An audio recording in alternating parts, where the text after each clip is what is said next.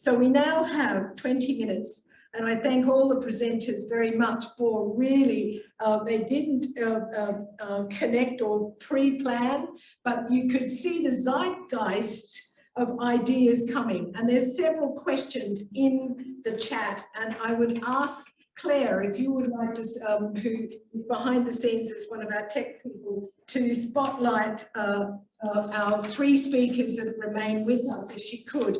And we've got questions from several members of our international board of advisors. And Raphael, Jim is there. Could we take Raphael's questions first, which is a question that he pitched to Inca, but it could be a question you pitched to all three presenters now. Raphael, would you like to introduce yourself and ask your question, which is in the chat? Hello, everyone. But great presentations. Really appreciate the perspective, the clear examples. Very inspiring and enlightening to everyone. So thank you for your time, all the presenters. The initial question, I think, from to Inca, I've got to scroll up from way back. Excuse me for just a second as I pull it up. One of the questions that I had was, what are some of the narratives that you believe are particularly important or needed that hip hop can help or has helped promote with these more representative groups and projects and initiatives that you spoke about, whether it was the Dreamgirls project or some of the others. I was really curious about, what are those narratives that you believe have been elevated or need to be elevated through these newer projects? Thank you. I think this is a very good question, and something I would love to relate to authenticity in hip hop, because it's one of hip hop's core values. And I think that by bringing these diverse lived experiences through that lens, we can actually get to projects like Dreamgirls. And in fact, in the Finnish Hip Hop Feminist Anthology, which I discussed, one of the members in Dreamgirls and who I've personally worked with very closely, the other half of the Sofa rap duo, she is Finnish on her mother's side and Finnish Roma on her father's side. She said that kind of before she had this kind of representation, she had been forced to relate to people who don't look like her or don't sound like her. But now, starting to see that representation, she and many other women or non-binary folks have started to kind of dare to make rap music themselves as well. And of course, like, we can extend this to many other disenfranchised groups or minorities, disabled minorities, and so on and so forth, that once they see the representation, but also I think once they see a more general kind of, what would be the word I want to use? I would say that there has been more pushback now towards artists who are still making music that has misogyny and sexism, that is less and less approved of, whereas it still maybe remains the norm in a lot of mainstream rap, but I think, at least in Finland, this is my understanding, that people are kind of calling out artists who are still doing that, and I think that is definitely changing the narrative towards more inclusive representation. Great, thank you. Is there any comment, elaboration or relationship to that, Dougie, that Elva you'd like to mention? Jump in relation to that topic? No? Okay, so with that, thank you. Really great question and very interesting answer. We had a question from Jim Rees. You had a couple of questions actually, Jim. Would you like to bring a kind of global umbrella question to all three presenters, or if not, just read one of the ones you've got? I think the one that always strikes us at DJ School, we're always really focusing on making sure all the kids are culturally represented. And I was thinking about the singing groups.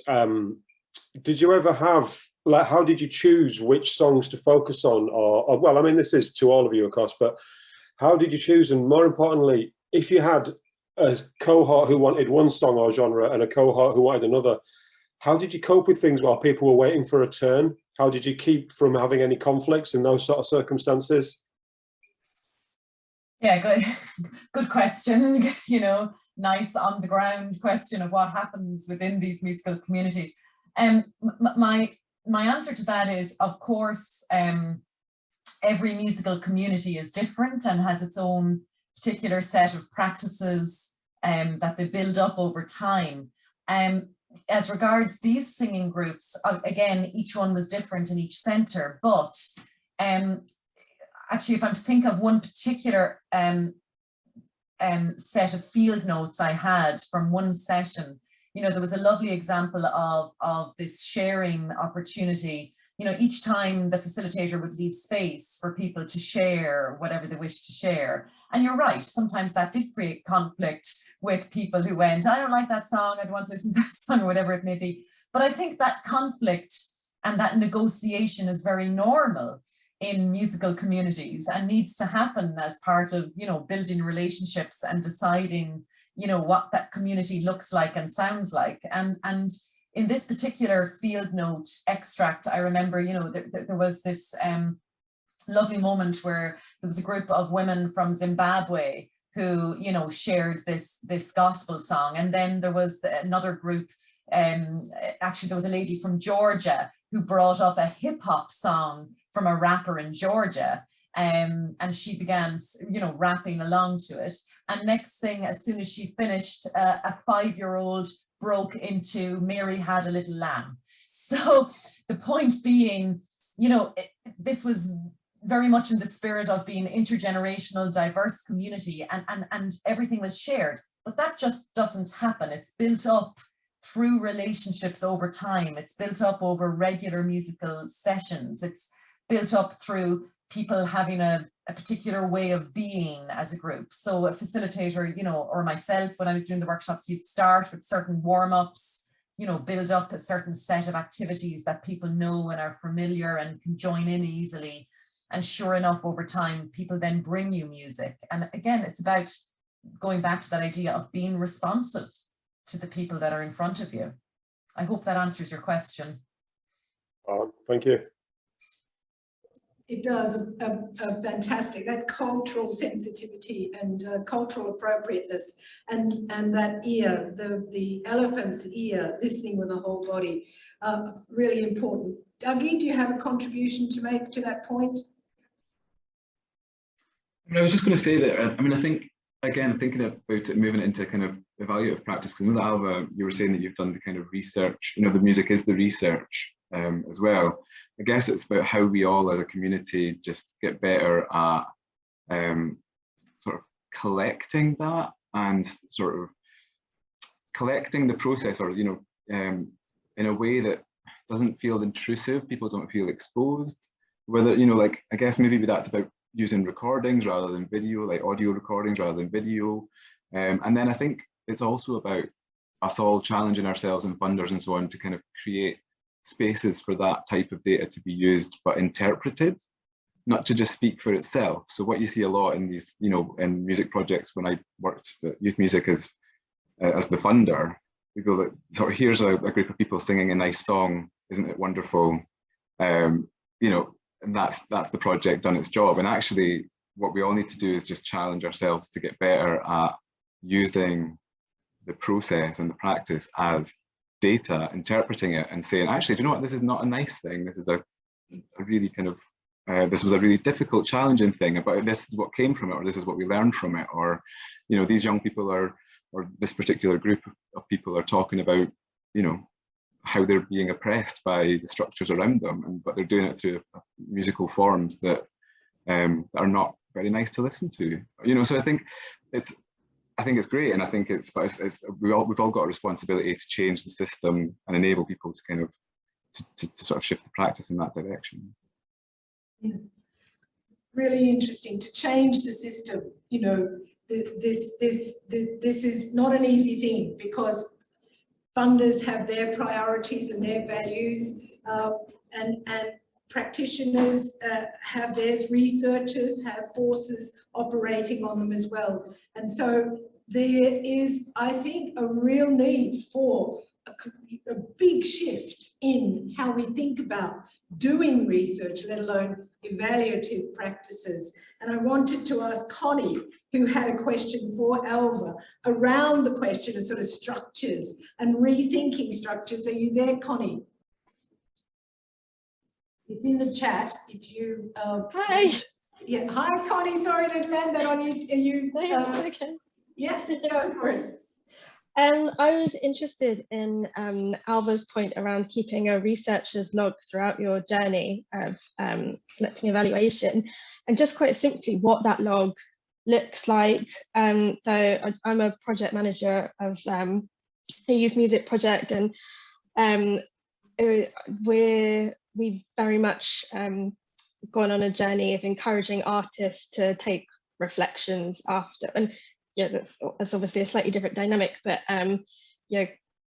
using a reflective tool that's both collecting observed data, but also it has capability for self-reflective practice and trying to find models that works for. So I'm just interested if you are kind of benchmarking your reflective log against anything, or if it's just a free flow, you take what you want from it on the day thing.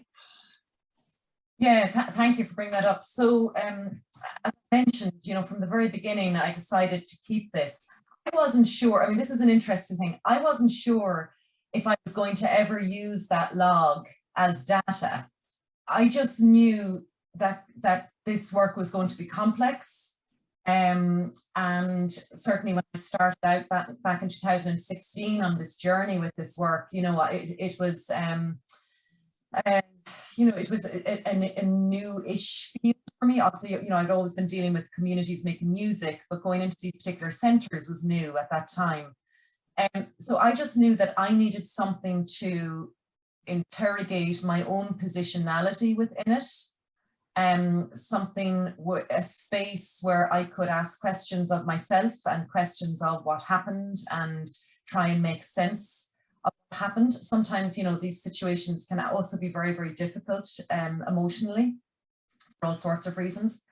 You can be told things that are emotionally difficult, particularly as you build relationships with people over time. So I didn't know that I was going to necessarily use it as data. And actually, as a side note to that, what prompted me to really interrogate these reflective logs as data was a question I got in a conference a few years ago, where it was obvious in a photograph that I was pregnant in one of these projects. And I was asked, how did the pregnancy affect your position as music facilitator and researcher in this project? And I decided to go and do a book chapter. I was invited to write a book chapter on just that, being a pregnant researcher in an asylum seeking centre. And I had to go back over those reflective logs and again re-examine what did I write at the time about that. And it turned out, this is a really interesting way to, and I was able to take this feminist lens to the work and delve into literature on that, and it just brought me down a whole really interesting side road. All of that is to say, sometimes you keep these logs, you don't know what the purpose is, but as time goes on and you're analysing particular pieces of data or a particular theme, you realise there's something very relevant in that log, and it illuminates another side to the research that's incredibly insightful. And I would say people, how people relate to those log entries, I find they relate to it in a different way, and they hear the research in a different way than when I'm presenting, say, an interview quote or a recording. It's a different mode, again, of hearing the research and trying to gain insight into these musical spaces. And yes, to answer the second part of your question, I then took that model of I myself keeping a researcher reflective log, and I asked the facilitators on the song seeking project to also keep reflective logs as part of their journey, and that then became data too. It's a beautiful answer, Alva, because you're bringing up a whole lot of issues around like a collective autoethnography, where the log one, I'd like to hear you speak. What sort of text were you documenting? Was it multimodal? Was it visual? Were there sound files? Was it a digital log at times? And this kind of entry in and exit from that log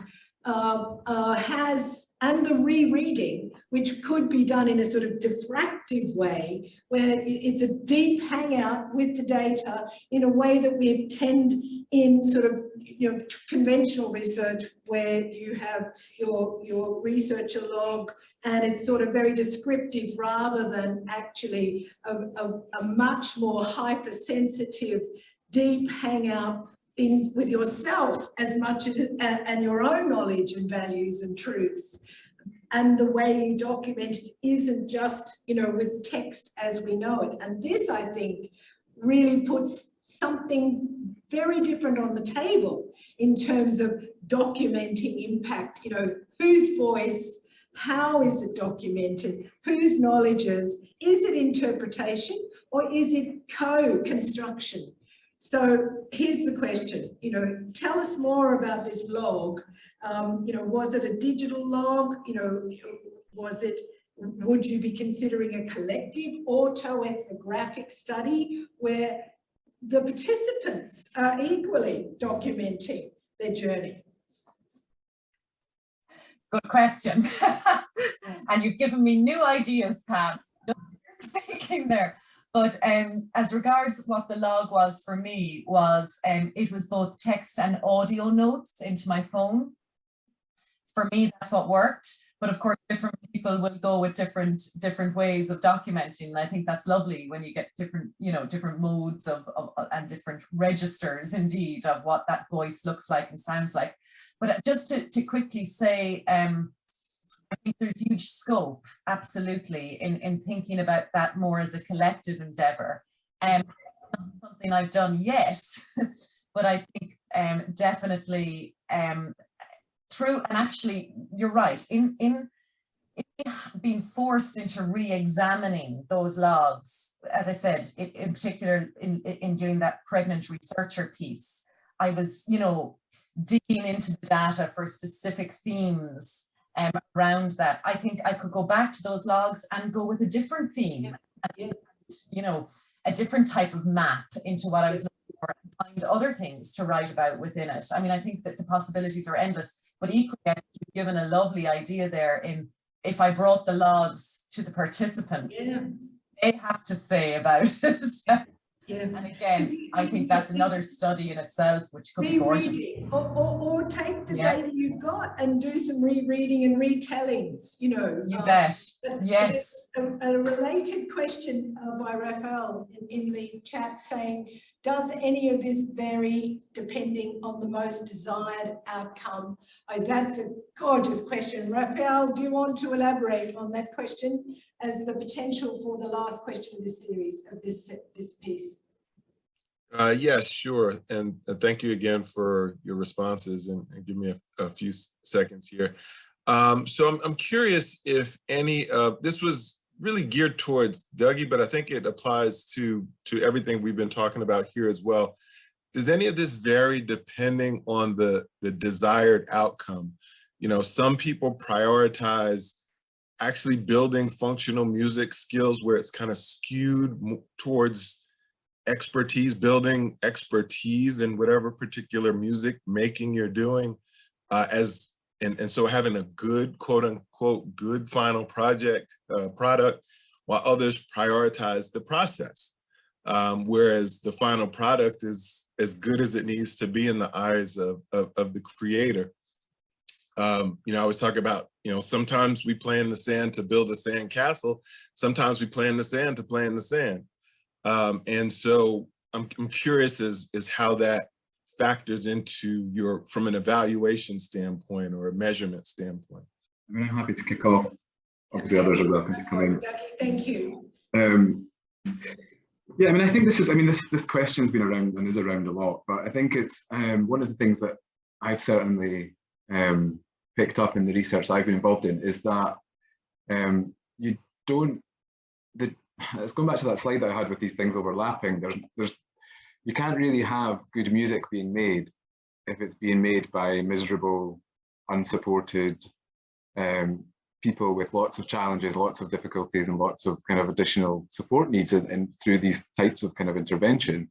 And likewise, like you can't, people, you know, these sort of personal and emotional or social shifts that a lot of these projects try to focus on will not be done. You know, people are there because they're musicians, because they're interested in music, because they have a strong musical identity that they want to expand, or they're on that process of doing so. So I think for me, the two things just don't exist without the one without the other. And the same goes for kind of elite musical practice as well. And I've just done a study for the Arts Council looking at artistic development sort of for young people towards kind of careers in music. Across all forms of music. And the findings there were really just that you can't be an excellent musician in any field, in any domain, in any kind of genre, if you don't have the kind of psychosocial support that's needed to kind of just be able to engage in that form of learning and be able to take it forward in a sort of a desired way. And I think the practitioners that work in this across kind of urban music and all forms of music, the practitioners know that, and it's an implicit knowledge, and it's a kind of a way of doing the practice that kind of enables both of those things to be achieved at the same time. Again, it's just, I think as funders, there's often oversimplification of focusing on one or the other. As researchers or evaluators, we're not always amazing, or we don't always have the capacity or the collaborative opportunities to really unpick that story and tell it in a really compelling and simple way or alongside the participants and practitioners, and with the funders as well. Sorry, I'm blethering a bit, but it's just to say that I don't think that in any context the two things exist separately. I think it's our job to see how they relate to each other throughout, and I think practitioners do that. As researchers, it's our role to interpret that. Colleagues may have other thoughts. Yeah, I think it's really exciting to just do a ... at this moment, but I'm hearing there really is a need for change, radical change, and there are, you know, a lot of people writing about thinking differently. There's a book I'm holding called Troubling Method.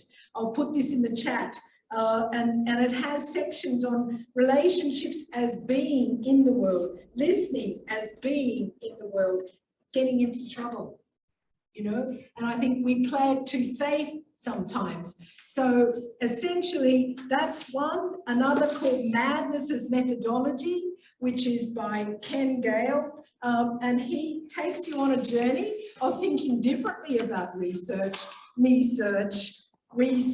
and another coming out next month called Doing Rebellious Research in and Beyond the Academy. I think it's time to really make a big shift, and I'm going to shift with your permission, Sonia, to come over here and end this session saying, here is Beatrice, who has been working very hard documenting our opening researchers panel this day, and essentially this is a documentation which we will keep and we will analyze, we'll reread and allow it to retell over the next year and a half, where Beatrice, you'll be here each time. And essentially, I'm seeing keywords which we can do a close-up on, because we now have 20 minutes break, and we're going to offer 5 minutes,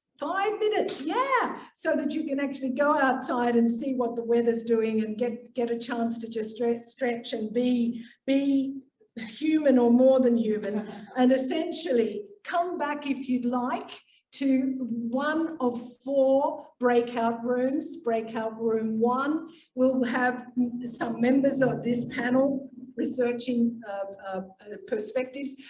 Breakout room, let's call it hangout room 2, will be around practice perspectives, and it'll give us sort of a flavour of meeting with the people who are next. And if you see the panel is in the chat, I'm grateful to Pete for putting in the structure that follows from this moment. There'll be a 3rd breakout room. It is your option to go to, where Sonia will be sitting there hanging out thinking about impact measurement, and fourth will be around inclusion and inclusivity, where Beatrice will be hanging out, just really getting people to talk, introduce themselves, and to think together, to do some interthinking. If not that, just some networking. And if the sky is too blue outside, then stay there for 20 minutes. We'll catch up. So have a break, 5 plus 15 or 20, or however you'd like to configure it. We'll see you for the research, the practitioners' perspectives in 20 minutes. Thank you.